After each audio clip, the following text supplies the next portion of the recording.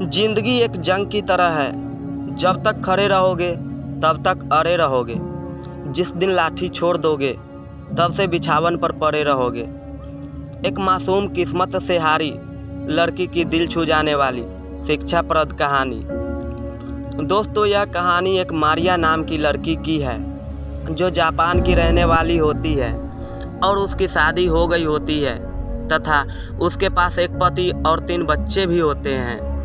मारिया को बचपन से ही अपने देश जापान से बाहर घूमने का शौक था, लेकिन मारिया को जन्म लेते ही उसकी माँ अपना दम तोड़ देती है। उसके बाद मारिया की देखभाल उसकी दादी करने लगती है। अब मारिया 10 वर्ष की हो जाती है। मारिया जब भी अपनी दादी से इस बात का जिक्र करती कि दादी, मेरा पापा कहाँ है, मुझसे क्यों नहीं मिलते, मैंने आज तक अपने पापा को नहीं देखा और मुझे दूसरे देशों में भी घूमना है ना, मैं कब घूमने जाऊंगी। यह सुनकर मारिया की दादी बहुत उदास हो जाती है और बोलती है, बेटी मैं कल बताऊंगी, अभी सो जाओ, रात हो चुकी है। ऐसे करते करते कहते सुनते मारिया सयानी हो जाती है, शादी करने की उम्र हो जाता है। अब उसकी दादी अपनी ज़िंदगी की आखिरी सांसें गिन रही होती है। फिर क्या, यह सोचते हुए कि इस दुनिया में मेरा कोई नहीं बचा, सहमी सी घबराई हुई मारिया अपनी दादी से पूछती है, दादी पापा कहाँ हैं, आपकी स्थिति बहुत ख़राब है, फिर भी पापा क्यों नहीं आ रहे हैं। तब दादी उसको सारी बातें बताती है। कहती है, बेटी मारिया, तुम्हारी ज़िंदगी में मेरे अलावा और कोई नहीं बचा है तेरा। जब तुम अपने माँ के पेट में पल रही थी उसी वक्त तुम्हारे पापा तुम्हें दूसरे देश घुमाने के लिए पासपोर्ट बनवाने के लिए गया था और वह मेरा बेटा सोच रखा था कि जब तुम पैदा होगी तो तुम्हें जापान से अलग दूसरे देशों में घुमाता और जब तुम बड़ी होती तो तुम्हें तुम्हारी दूसरे देशों की फ़ोटो दिखाकर सरप्राइज करना चाहता था। तुम जो सोच रही हो दूसरे देश घूमने के लिए, यह तुम्हारी सोच नहीं बल्कि तुम्हारे अंदर तेरे पिता की सोच है। इतना कहकर मारिया की दादी की देहांत हो जाती है।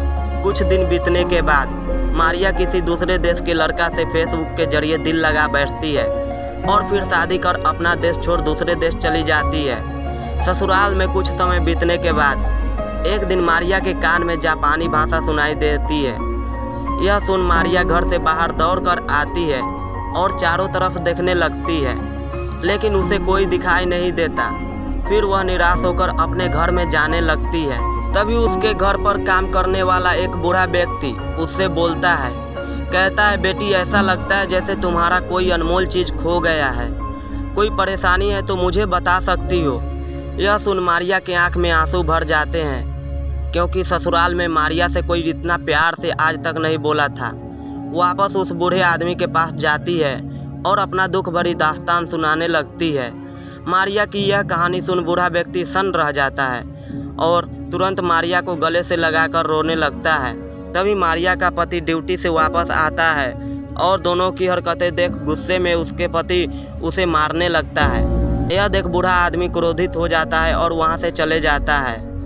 रात होने पर मारिया उस बूढ़े आदमी के लिए खाना लेकर आती है। कहती है, खाना रख दिया हूँ, खा लेना।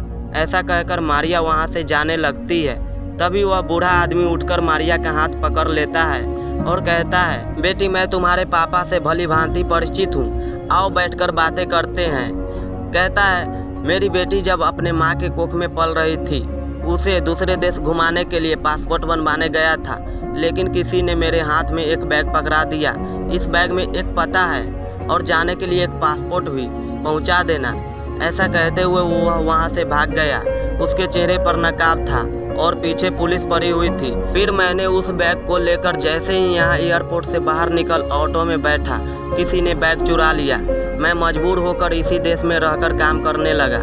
कुछ वर्ष बाद एक आदमी आकर मुझसे पूछा, जापान एयरपोर्ट के सामने मैंने जो एक बैग दिया था वो कहाँ है, लेकिन मेरे पास उसका उत्तर नहीं था। फिर वह आदमी मेरा घर और सारी जायदाद अपने नाम करवा लिया और मुझसे बोला, तुम्हें कहीं जाने की ज़रूरत नहीं, यहीं रहकर इस घर का देखरेख करो। और संजोग से आज वह मेरा दामाद है। ऐसा सुनकर मारिया एक तरफ खुश थी तो दूसरे तरफ उसके पिता की संपत्ति हड़पने वाले अपने पति का गुस्सा। लेकिन वह बूढ़ा व्यक्ति समझाते हुए कहता है, कोई बात नहीं बेटी, तुम्हारे यहाँ आने के बाद इस संपत्ति का हकदार वही है और अब से हक भी उसी का होगा। उसके बाद वह बूढ़ा व्यक्ति उस घर में नौकर बनकर नहीं, एक बाप बनकर उस घर में रहता है। दोस्तों, ये कहानी कैसा लगा कमेंट में ज़रूर बताना और ऐसी नई नई कहानी रोज़ाना सुनने के लिए चैनल को सब्सक्राइब कर ले। धन्यवाद।